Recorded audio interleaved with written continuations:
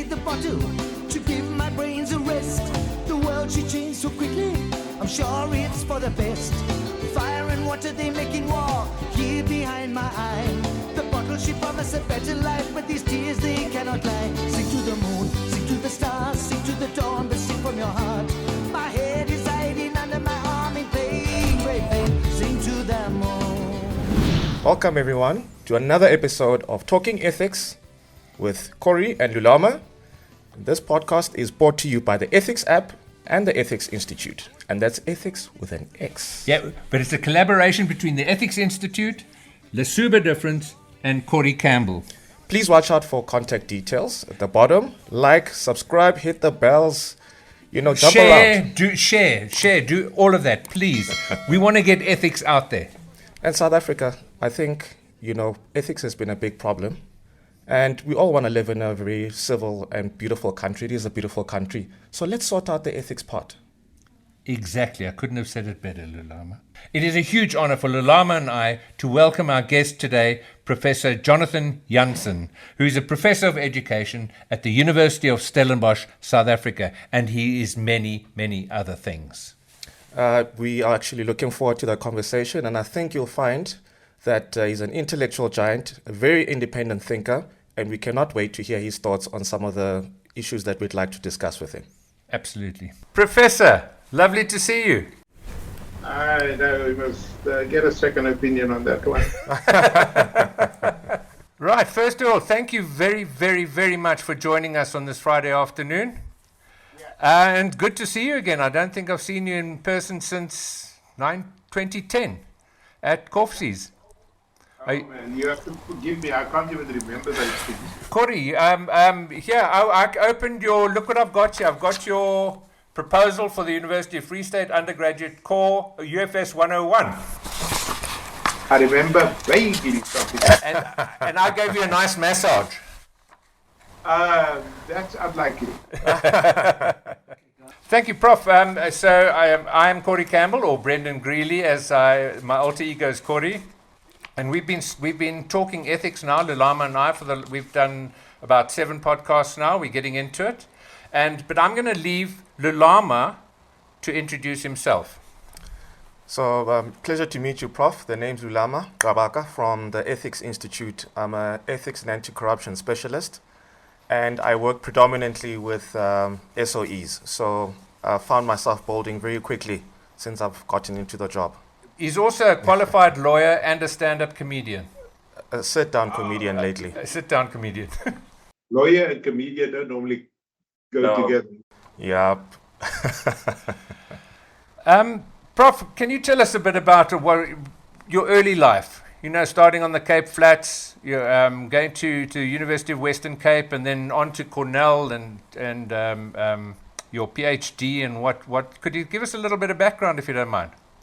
Sure. So I grew up on the Cape Flats. Both my parents, Abram and Sarah, believe it or not, were from, my mother from Montague, my father from Lansdowne near the Cape. And they were both uprooted, from family homes, the story of so many. And then they both became born-again Christians from, respectively, the Anglican Church, my dad, and the Dutch Reformed Church, my mother. And being born-again Christians, of course, made my life quite hell because you couldn't smoke, you couldn't have girlfriends, you couldn't... Oh, no. Yeah. I mean, no. My kids are adopted. Okay, that's not true, but you know what I mean. It was very straight down the road, and I found that very difficult as a kid, going to church 3 times on a Sunday, every day of the week, one, and that kind of thing. But on the upside, it did mean that I had a very, very good sense from my parents, for which I thank them, of right and wrong, which is the big question of ethics, and that guided me, throughout my life, throughout my leadership, throughout my learning, to constantly be aware of those kind of steering values such as you don't do things for yourself, but for something much bigger Values such as you don't walk past an old person older than you without greeting. Values such as, there's only one way out of poverty, and that is working hard and learning hard. Values such as that you actually nothing, and that everything you are and everything you have is a consequence of grace.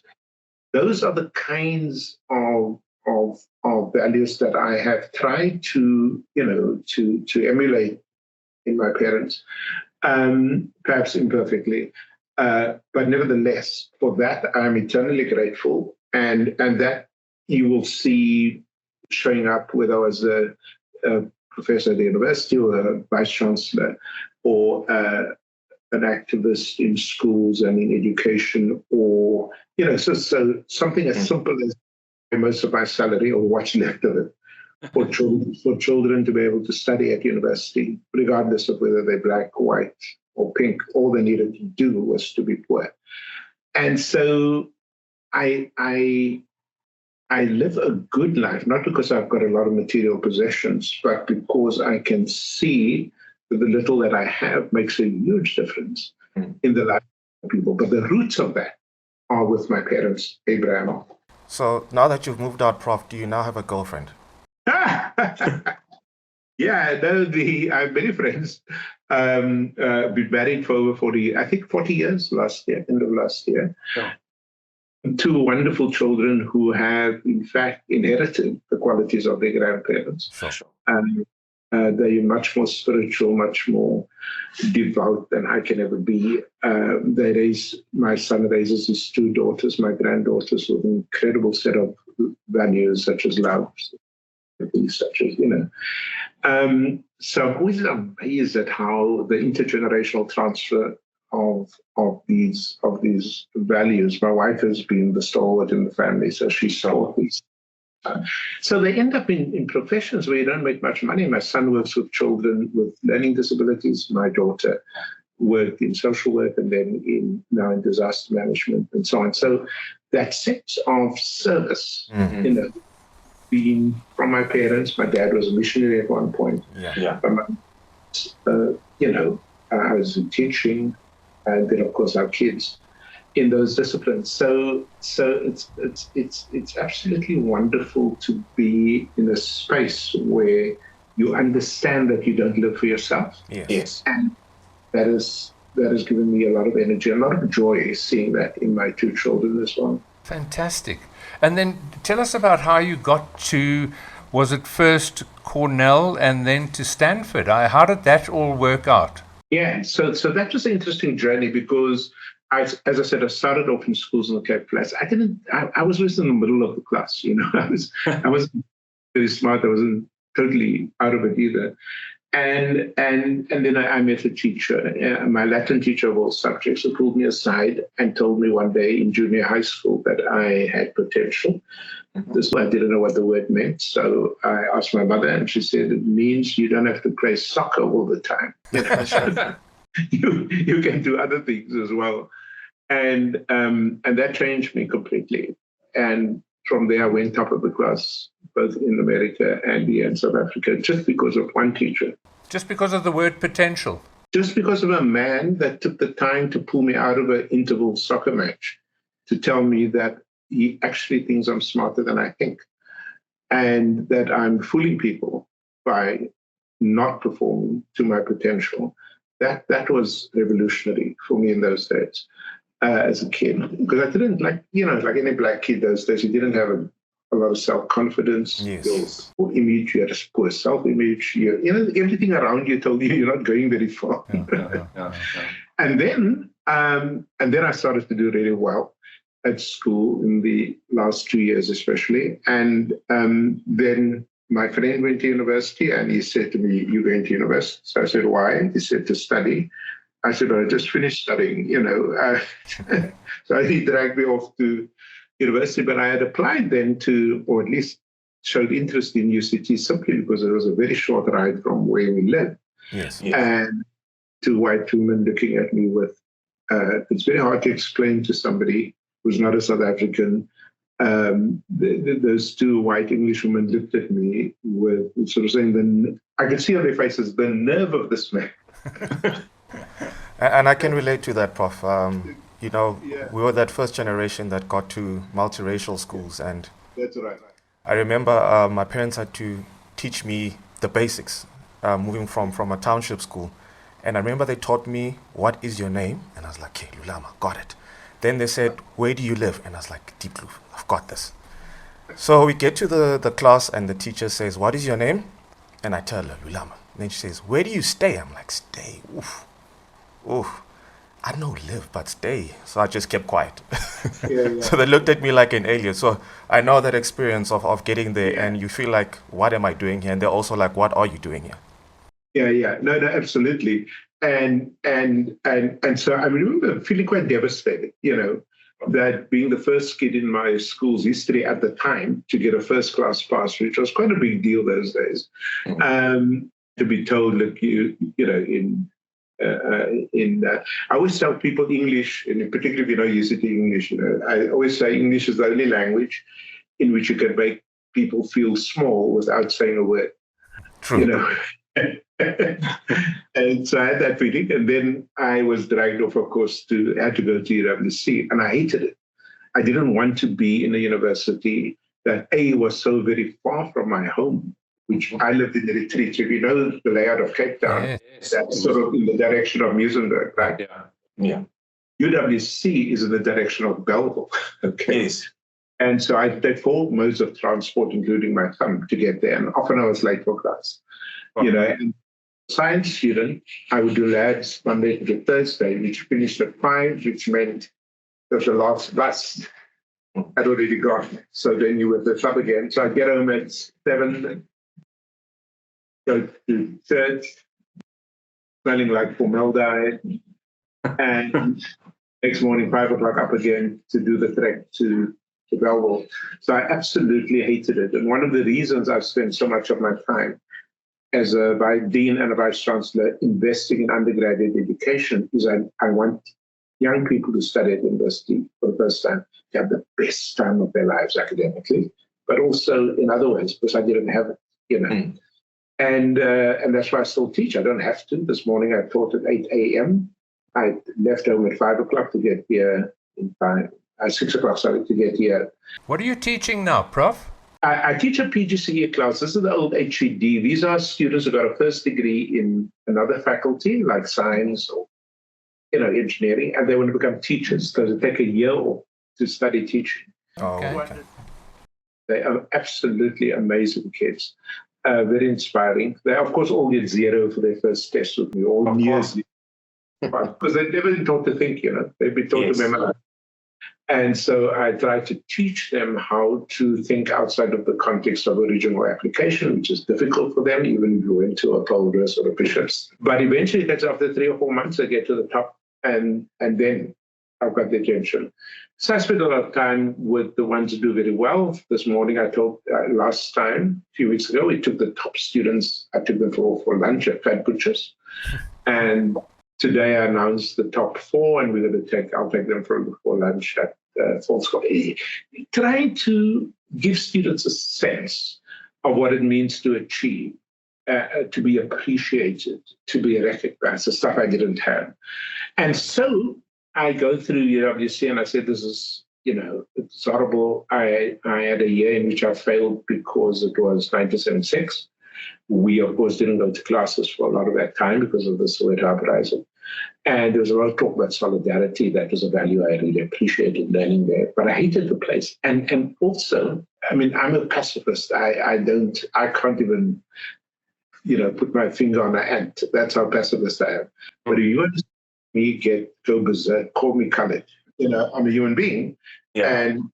And I don't want to be told I'm between this and that and all of that. So I can imagine going to UWC was hard for me because there were people there that were very proud of the fact that their nickname was colored, And so I didn't fit in there. I also didn't know much formal Afrikaans. So I struggled in class, for example, in the science class. I could figure out that carbohydrates and koolhydrate is more or less the same thing. But just imagine somebody talks about suurstof. What the hell is suurstof? And it would take me a while to figure out it's oxygen or that hydrogen and waterstof is the same thing. Not sour something, not sour something. and of course, most of the lecturers in those days couldn't speak English. They were Afrikaans. So it was unpleasant overall. And the day I graduated, I said, I'm never going back there, ever. And so I went to teach, which was to pay off a bursary. Because those days you were black, you could only get a bursary from the state if you studied library science or teaching or nursing or this. And so, but the day I wanted to teach in rural areas. I didn't want to teach in the relative comfort of Cape Town, the city. So I applied to 3 rural schools. They gave me one in Friedenberg on the West Coast. And of course, I could teach in Afrikaans. The kids killed themselves laughing as I tried to teach biology in Afrikaans. But the moment I walked into that class, I knew I'm a teacher. Really, eh? It's very hard to explain to people.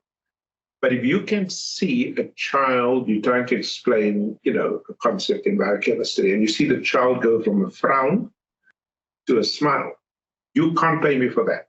Yes. You can't pay me.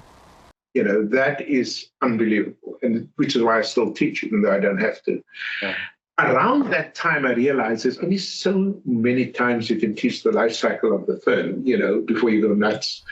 And so Bishop Tutu at that time had, he was then bishop before he became archbishop, and a guy who became a friend of mine, David Smock, in the Presbyterian Church in America. The two of them got together and said, we're going to raise money because we can see, this is now the middle 80s, we can see that South Africans will be free one day.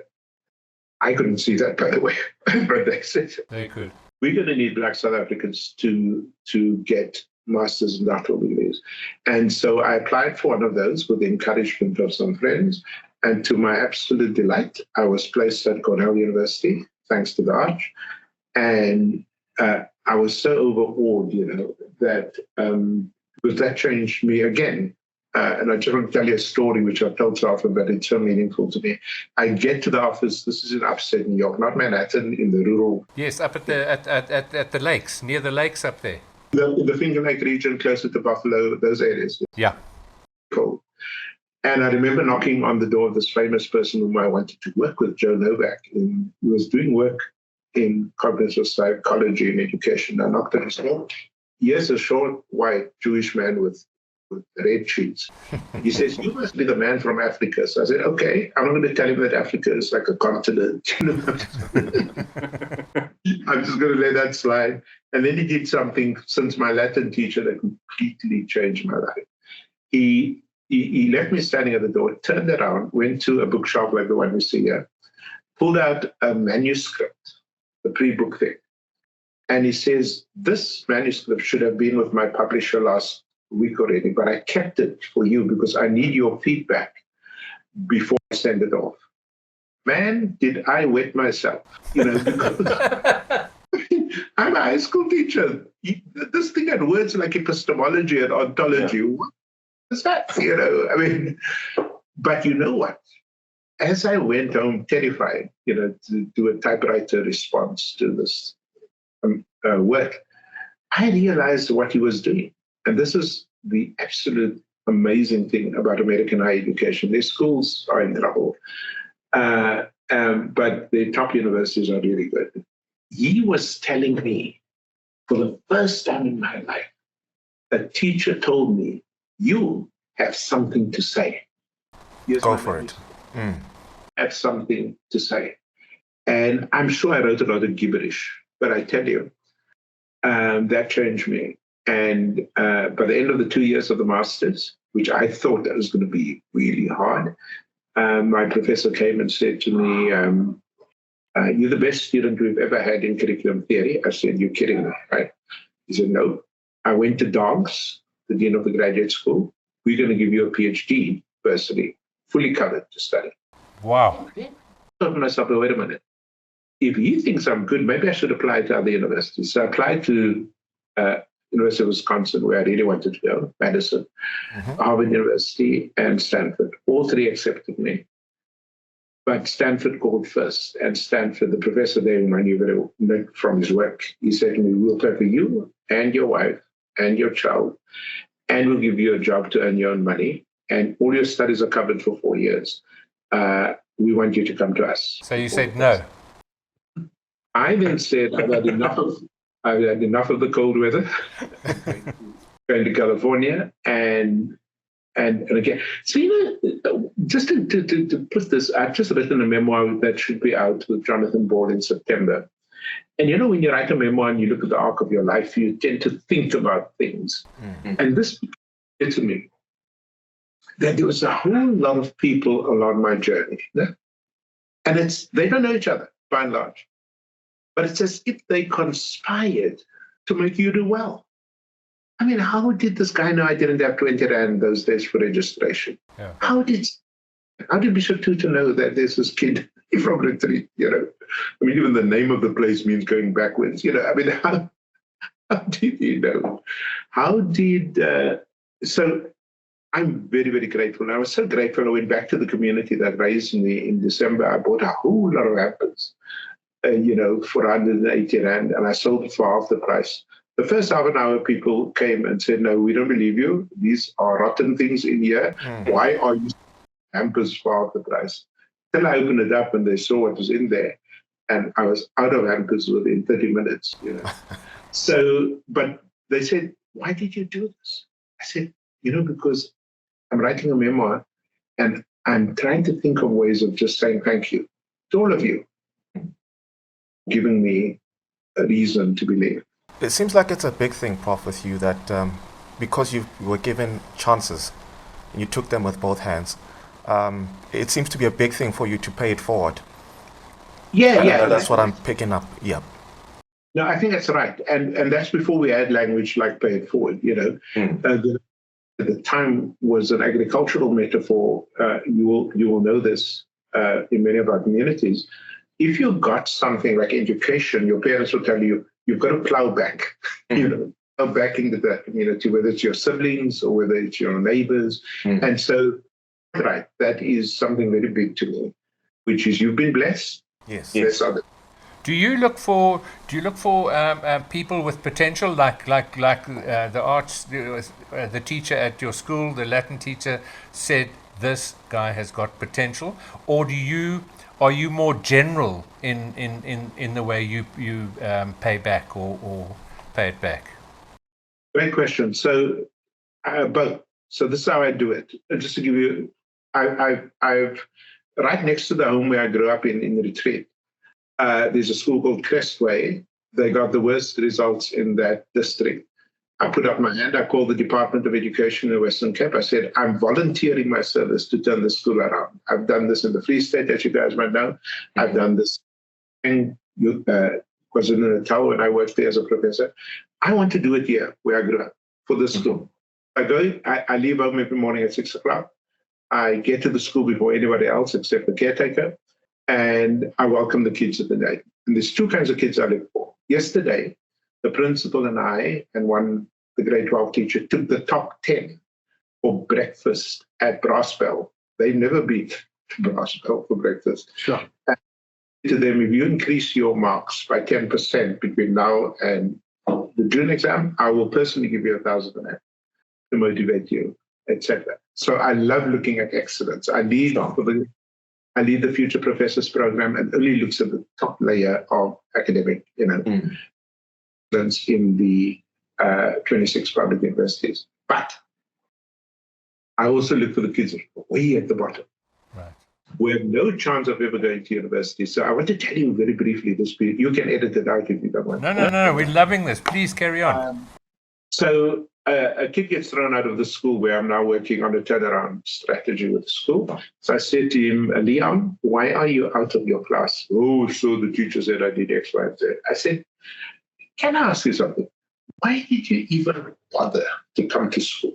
Why did you just sleep late, man? You don't want to be here, clearly. What do you want to do with your life? He said, sure, I'd like to be a panel beater. So I said, okay, here's the deal. I have a friend who's a panel beater in Wetton. Mm-hmm. I'm going to call him now. For those 5 days of the holiday, that just happened, by the way, I'm picking you up every morning. So I have to drive, Cape Town, from where I live in the Crawford area all the way to the school in Retreat. Then I drive back again through traffic to Wetton at the panel beaters. And I said, you're going to work there from Monday to Friday. You're going to start at 8:30 and you don't call me for an Uber until 4:30.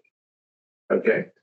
Every single morning, that kid who probably doesn't have a lot at home, etc., lives in the flats, he was there at 8 every morning. I took him there and he worked, shadowed the panel beaters to do what they did.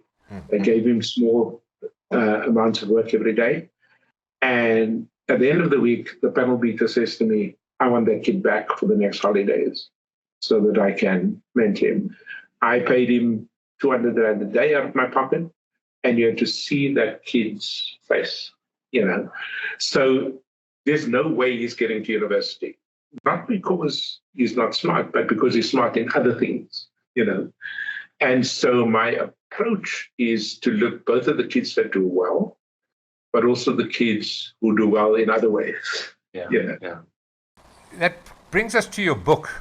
Well, it doesn't segue into the book easily, but if we can I wanted to talk about your book, which I've just finished, Corrupted, about the universities. I mean, you start off by saying bewitched. You use the word bewitched. And it seems like that is a theme that has gone through the book.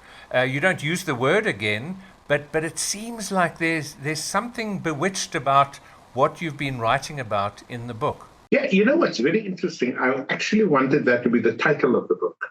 Oh, really? Mm-hmm. Just intellectually, when you come across a problem that you can't understand, and the people, and a friend of mine, as you probably saw in there, you said, you talk to Zulus, and they can't understand why a university stays in trouble, they would say it's bewitched. Yeah. Which was actually very, very interesting to me. But the publisher, Wits University Press, said, no. I don't know why they didn't like the title. So anyway, but I trust my publishers. They think of the buying public and they say what's going to get attention. So I do what I'm good at, which is to write and think and research and do that stuff. But here's the bewitched for me in South African society. And I'm quite sure you guys must have thought about this as well. How do you steal food from the mouth of a child? That is bewitching. That is bewitching. Yeah. Bewitching. Yeah. If I break into a very fancy shop and I steal something, it's still wrong. Yeah. Mm-hmm. To some extent, you let it fly. But here's the primary school nutrition program in the Eastern Cape, and you're stealing from young children. I don't get that. Yeah. Despite your culture teaching you the opposite. Just like your church, your parents, everybody telling you. Yes. Right. Your own upbringing.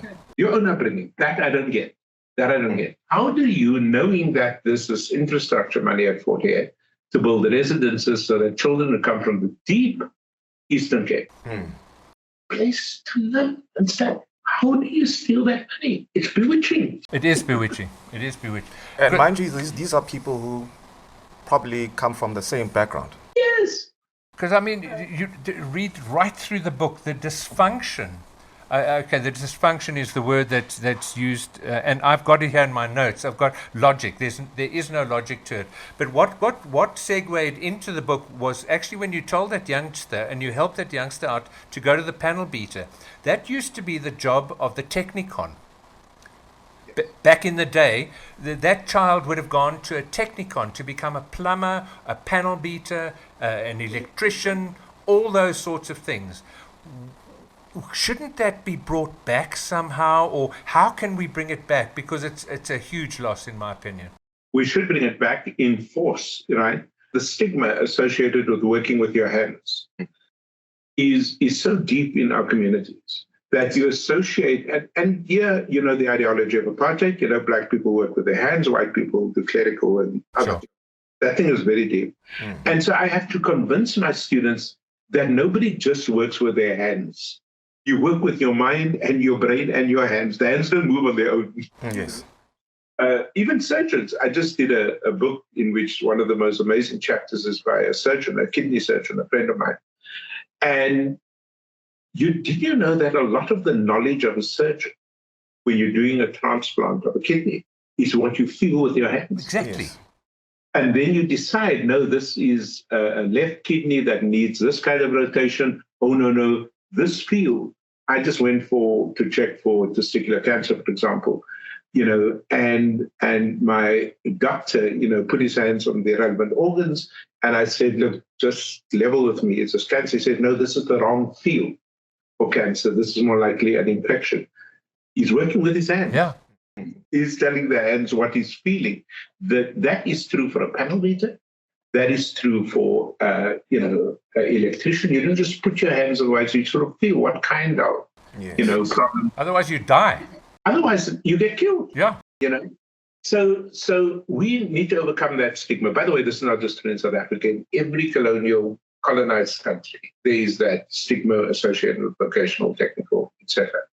Be that as it may, I still believe we can change that around, but you've got to do three things actually. The first thing is you're going to have to invest in the infrastructure, the equipment, right?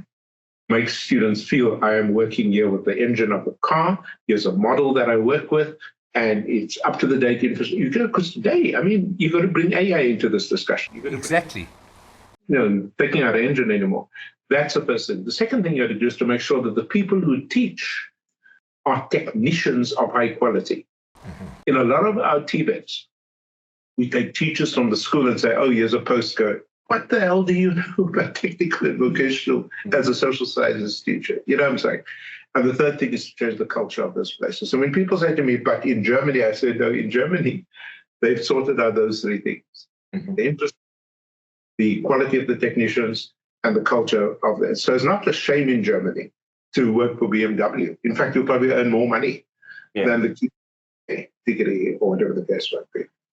But what do you think of the influence of media, more specifically social media, in terms of shaming those students who have to do technical work because it's not seen as glamorous? That there's a big social thing about being glamorous, and so you get people who find that they naturally inclined to do technical work, but because it's not glamorous, they would rather sit at home and take pictures and post all day, but not do any work. Yeah. No, you're absolutely correct. And I mean, even in the poorest schools that I work in, you go in and you talk to kids, and part of me is I'm a very optimistic person, but I'm also a bit of a pessimist as well, right? So you go to the poorest communities, whether it's in Soweto or whether it's in Manzimtoti, and you talk to the kids. You know what? They will all tell you when you ask the question, what do you want to be one day? Pilot, doctor, lawyer. Now, it's quite possible some of them could become that, but nobody tells them, right? In order for that to happen, a whole lot of things has to also happen at the school, et cetera, et cetera. But they have, they're so ashamed of saying, like this boy did, I want to become a panel beater, or I want to become an electrician, that they would then, for the sake of the friends in the room, it's very elevated, disciplines. And it's deep in our society. Medicine is a case in point.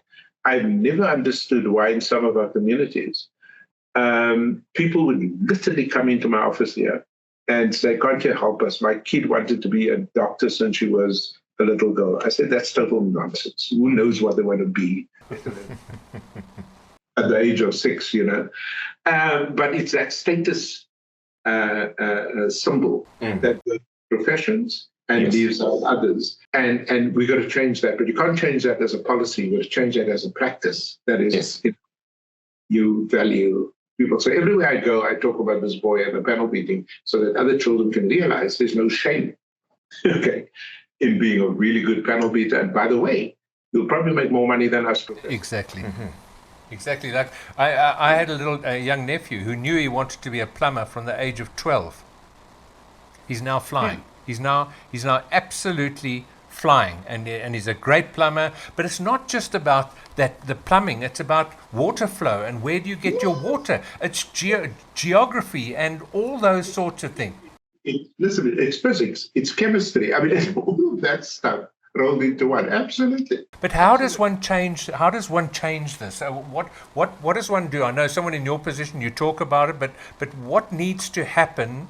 Sort of maybe from a government level or something like that. We can talk about fraud and corruption. What needs to happen from a government level later on? But I mean, what needs to happen to change? Who do you consult with to get this narrative going? Well, the first thing I think I would tell government, put out, as you do for medicine, significant numbers of bursaries, but also with the required magnum, make sure there's enough money there for children just to do 5 or 6 of the key, artistic disciplines or etc. You do that, the kids follow the money. Yeah, yeah. Make sure that every kid that graduates is actually put in an industry in which, before they even get the degree, by the way, they already would have. The Americans are very good at this. We have a summer break and everybody goes to the beach. Do you know what often happens there in their summer, which is in the middle of the year, June, July? The kid goes and work at NASA. And even if the only thing you do at NASA there in Florida or California is to sort of pick up the dirt, the kid goes to work at Google. And even if the only thing you do is to sit here and answer, we don't have that tradition of saying to the kids, don't sit here at home. Okay? Yes. Go to the taking that kid back to the panel beaters in June. You know what I'm saying? But organize that as a matter of government, national, but also provincial, especially for children who come from poorer communities. You see, the three of us are now comfortably middle class. I can call my friend at Deloitte and Touche, and say, hey, my kid wants to, take him for 3 weeks, I'll pay. But if you're poor, you don't have those networks that enable you. So this is something that has to happen at national government level, provincial government level. And so give them enough bursaries where the magnum is sufficient, but also give them opportunities to practice, okay, even before they get the degree. I'm telling you, do that, and you begin to shift the needle on technical and vocational education. Have you ever been approached by government, the education department specifically, to consult to the education department of the government of South Africa? Brother Brendan, you're clearly not paying attention to what's going on in the country. I've now been from 3 universities simply because I have a view on higher education. 3 universities. I was a keynote speaker. I was turned down by the Vice Chancellor. No minister, except for one, I'll tell you about that in a minute, they would take my students whom I trained to advise on outcomes-based education, but they'll never ask me. Okay? Can I ask you, before you can I ask you why? Because it's very simple. It's very simple. In South Africa, because we are a young democracy, people don't understand that criticism and commitment is the same thing. Yeah.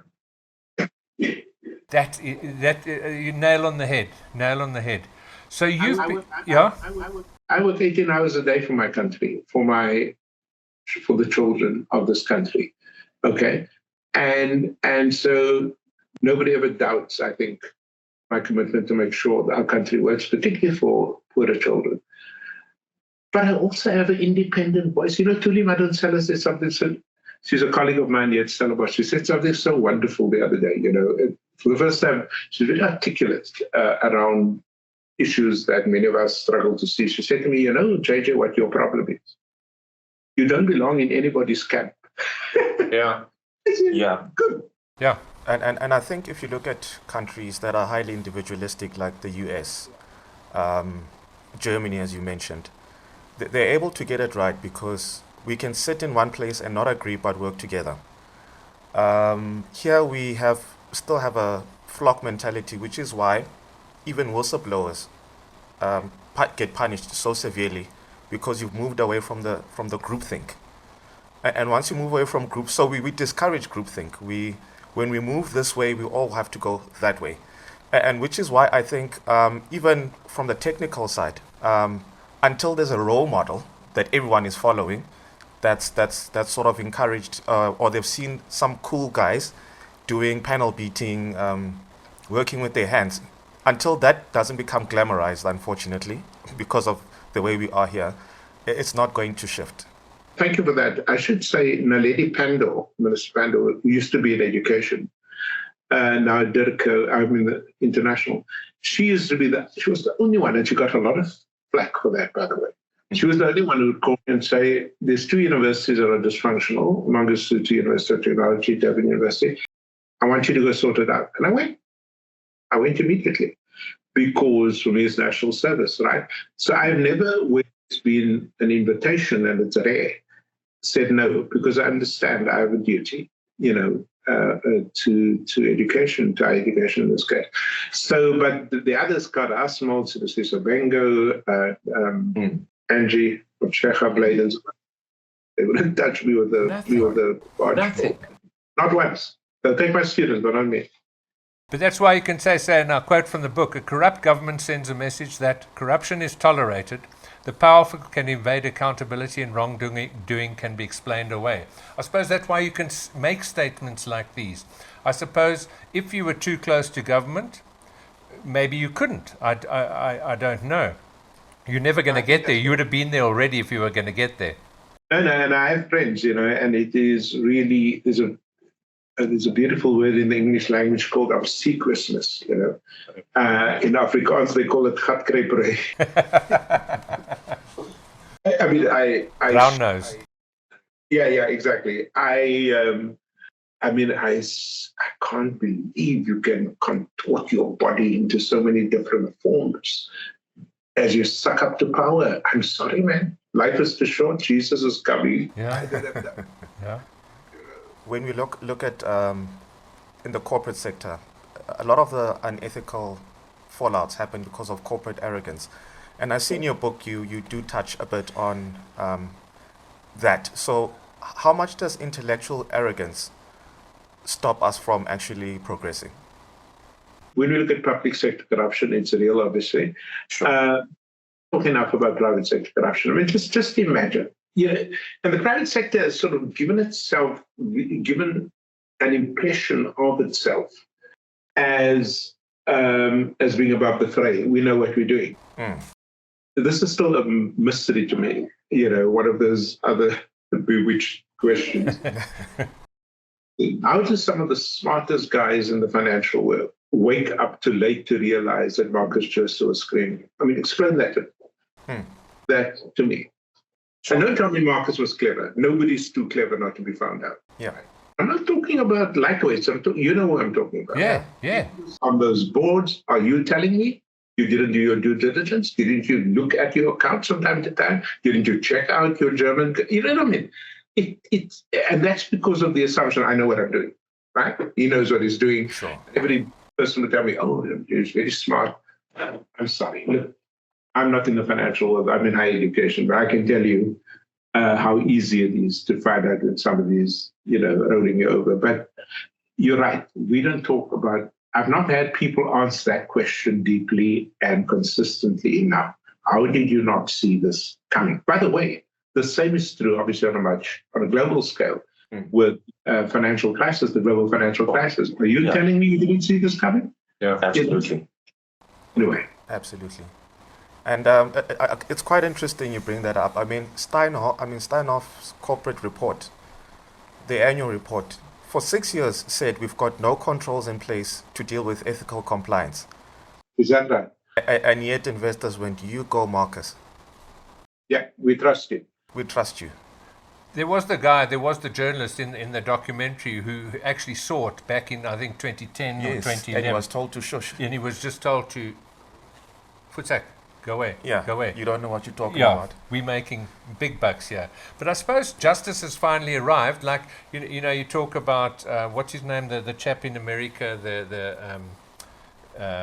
what was his name? Bernie Madoff. Yeah, Madoff.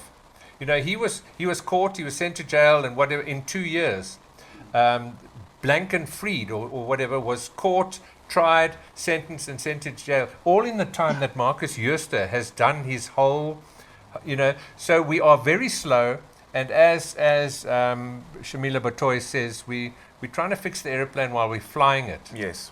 So I guess you've got to give a bit of latitude there, but how much more can we give, do you think, before things must start changing there?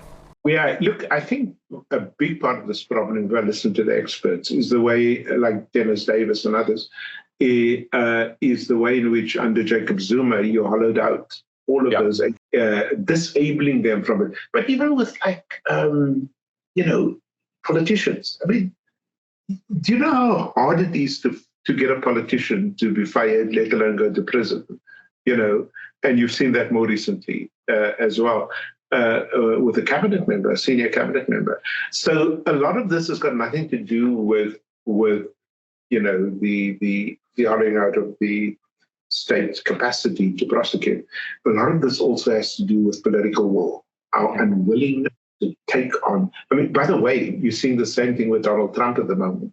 If that be the person, right, who defies a gag order, who says a mobster, you'd have been in prison a long time ago. Mm-hmm. So power still speaks, volumes when it comes to corruption. That's true. And I mean, if you look at world politics in general, we seem to be leaning towards right-sided leaders worldwide. It's not just an American thing. And they're getting away with the most. Why do you think is that? Is it because the world has a tendency to reset every time there's been too much of a long period of peace and stability? And obviously with people, we've got this tendency of we'll follow someone who says, I alone can fix this thing because you guys are in trouble. That's a great question. So the bit of a social scientist in me says that, ask the question, what is going on in society itself? And very clearly, two things really turn the world upside down when it comes to dealing with reality. The one is COVID, and the pandemic really rocked people's certainty in science and so on and so forth. But, that had a huge impact on just the fundamentals of what you and I today would call truth. Yes. Is the explosion of the internet. And so you have a whole lot of people going to the internet for information on everything, from birth control to, vaccine. Panel beating, and picking up a whole lot of crap and believing it, including educated people, right? Yes. So those two global events, I think, this is not original, this is not meeting. I mean, a lot of people have written about this, et cetera, et cetera. But there's a third factor that we don't talk about as much as that, and that is that a whole lot of people no longer have faith in the neoliberal order. In other words, they don't believe that, our liberal views of democracy. Sure. So if you live in Khayelitsha or in Manenberg, it's hard to convince that person that this is for me. If you're in the American South, in the Appalachian region, these are Trump supporters, right? It's hard to tell them the system works for you because it doesn't actually. Yes. Right? And so we have to do a lot of hard thinking about how do you get working class people, lower middle class people for whom just, I got into a lot of trouble when I wrote a column, which was, I was sort of obviously using an Americanism, are you better off now than you were 30 years ago? Oh my word, did people cry? Because they misread the article. The comrades must have been unhappy with that one. Oh no, they threw their toys on the car. My question wasn't whether apartheid was better, because it clearly wasn't. Yes. In terms of the basic functions of service delivery, I mean, you can go, you saw this in the book by Fred Kamala, you can go into some townships and the older people will tell you, we didn't have this level of, I mean, I'll just give you an example from where I grew up, right? 2 children, obviously poor kids at the school, came to the principal's office with severe toothache. I mean, severe toothache. One girl was eating the pillow. That's how thing. I said to the principal, what's the service of the school for toothache? He said, no, there's no service. We just leave them. So I literally put these kids in my car, took them to a friend of mine who's a dentist. Extract these teeth. I will buy the antibiotics and the pain meds, and then I took them home.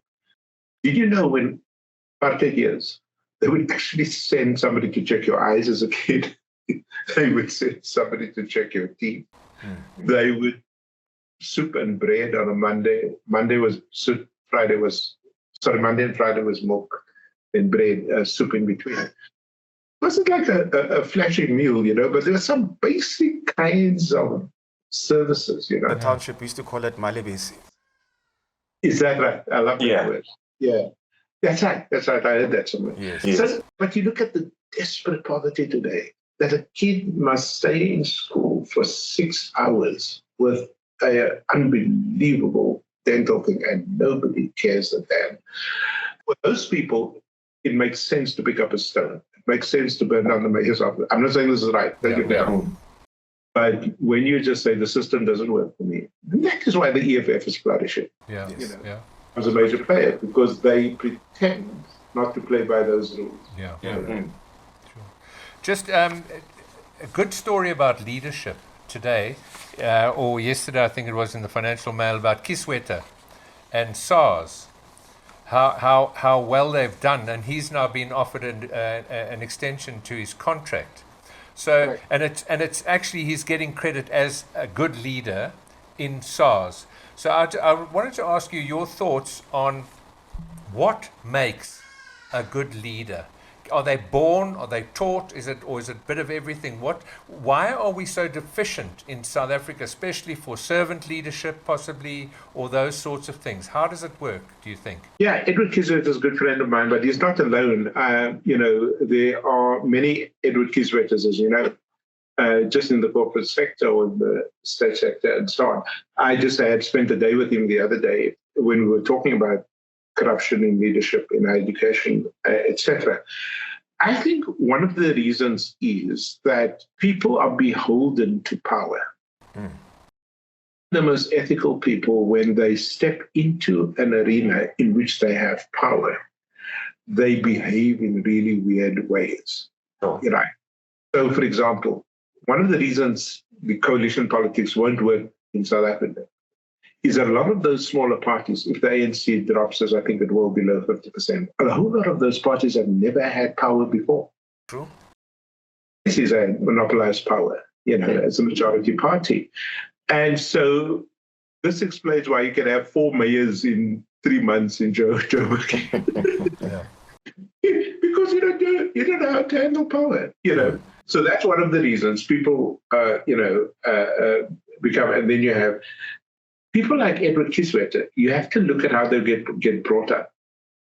Edward grew up as a member of the Neo-Apostolic Church. Okay, their theology is completely out of whack with what I grew up with in the evangelical churches. We thought, do you know that church has one of the best choirs on the Cape Flat in the country that you will ever see? Just go look up the NAC choir, New Apostolic Church choir, right? I just went to listen to, these are people from the Cape Flat singing one of the requiems of Mozart. And I'm saying, how the hell did you know this, right? In another language. Sure. These are people singing with, and I took some musical friends with me who know the classics.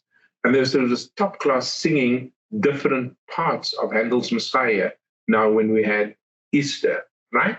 Edward comes from that culture where every kid coming into Sunday school gets these what they call these things that you blow, the recorder. Yes. And so who was playing there? Not white people, not rich people. The people who were playing all of these very sophisticated instruments were people from their community. What I'm saying is Edward comes out of there. He comes out with those strong values. He comes out with this notion that you can be independent and yet be patriotic. So it's nurture. And it's nurture. It's nurture. You don't just get an Edward falling off a tree. Yes. But there's another guy like him that has been a great, I'm just blanking on his name now. He was the chairman of Standard Bank. Do you remember? Who started the party? No, that's RMB. That's First Rand. First Rand, He actually has written books on leadership. And I used to invite him to the Free State to come and talk to my students, Real Causa. I was about to say Real Causa, yes. Yes. He's exactly like Edward.